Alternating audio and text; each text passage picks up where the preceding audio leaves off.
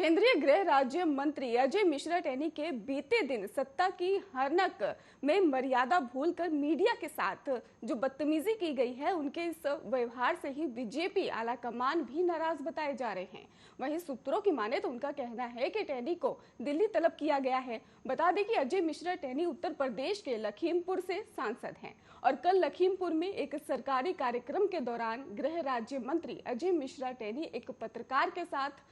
अभद्रता सी और इसके साथ ही पत्रकार ने टेनी के लखीमपुर कांड को लेकर एसआईटी जांच में उनके बेटे का नाम आने पर सवाल पूछा था। सवाल सुनते ही मंत्री भड़क उठे और पत्रकारों से बदसलूकी करने लगे। गुस्से आग बबूला नजर आए और अजय मिश्रा टेनी ने यह भी कहा कि धमकाने लगे और धमकाने की पूरी कोशिश भी की गई है और इस दौरान वहां मौजूद दूसरे रिपोर्टर को मंत्री ने फोन बंद करने की भी धमकी दी। साथ ही टेनी कहते हैं, सुने गए ऐसा कि बेवकूफी के सवाल पर मत करो और दिमाग खराब है क्या, वे ऐसी बातें उन्होंने इस्तेमाल करी हैं और उन्होंने ये भी कहा है कि फोन बंद कर बे।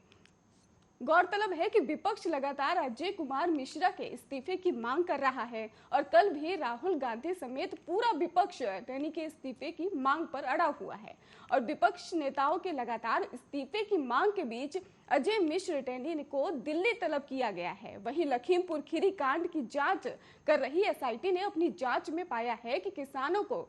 गाड़ी से कुचलने की पूरी घटना एक सोची समझी साजिश थी। एसआईटी ने अब आरोपियों पर लगाई गई धाराएं भी बदल दी हैं और केंद्रीय गृह राज्य मंत्री अजय मिश्रा टेनी के बेटे आशीष मिश्रा समेत 14 आरोपियों पर अब गैर इरादतन हत्या की जगह हत्या का केस चलेगा।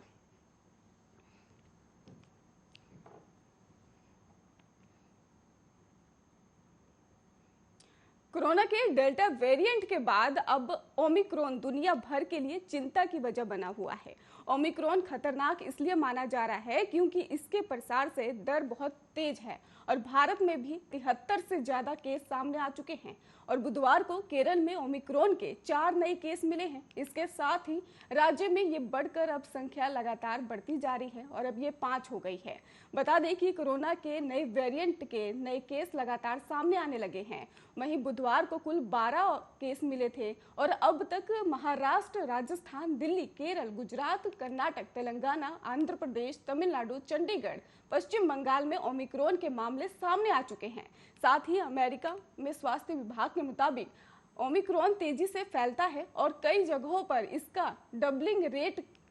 केवल 2 दिन में है और विभाग के मुताबिक ये भी कहा जा रहा है कि अमेरिका में इस समय कुल केस के 3% ओमिक्रॉन के हैं और आने वाले समय में कई देशों में ओमिक्रॉन पैर पसार सकता है और स्वास्थ्य व्यवस्था के लिए चुनौती खड़ी भी कर सकता है।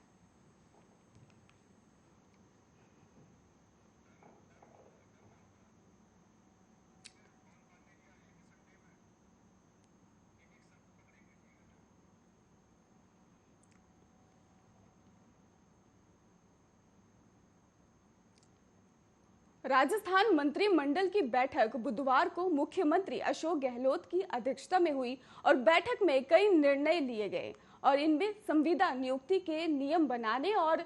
चारागाह भूमि पर बसी सघन आबादी के नियमितीकरण के लिए भी नीति प्रारूप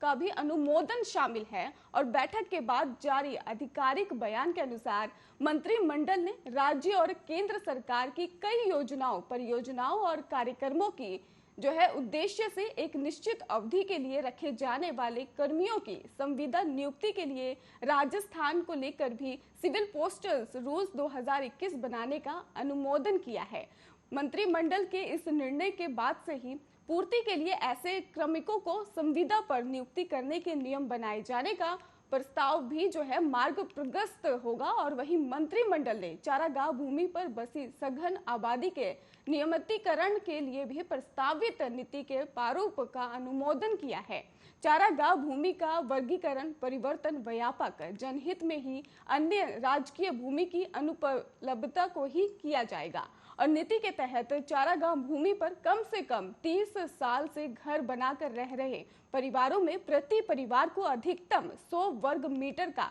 पट्टा दिया जाएगा और आयकर दाता व्यक्ति को इसका लाभ नहीं दिया जाएगा। इस नीति से चारागाह भूमि पर बसे निर्धन परिवारों को पट्टा मिल सकेगा। राज्य में 1500 मेगावाट के सोलर पार्क की स्थापना का रास्ता भी साफ हो गया है। मंत्रिमंडल ने राज्य में 1500 मेगावाट क्षमता के सोलर पार्क की स्थापना के लिए राज्य सरकार और messrs Adani renewable energy park Rajasthan limited के हिस्सेदारी की संयुक्त उद्यम कंपनी को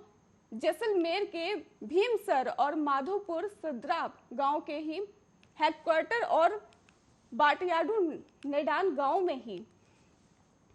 आवंटित को मंजूरी दी गई है और इसके अतिरिक्त करीब 30 megawatt wind solar hybrid power project की स्थापना के लिए भी केरालिया गांव में ही हेक्टेयर राजकीय भूमि को पट्टे पर सशस्त्र कीमत के आवंटित करने की भी मंजूरी दी गई है। और इसके साथ ही आपको बता दें कि इससे सौर ऊर्जा उत्पादन क्षमता में वृद्धि होगी और रोजगार के अवसर सृजित होंगे। बैठक में राज्य में ही इसको लेकर स्थापना को प्रोत्साहित करने के उद्देश्य से Rajasthan ethanol production promotion policy 2021 को मंजूरी दी गई है। इसी तरह राजस्थान को लेकर भी इसमें डिलीवरी जो है इसकी गठन करने के भी समेत अन्य फैसले किए गए।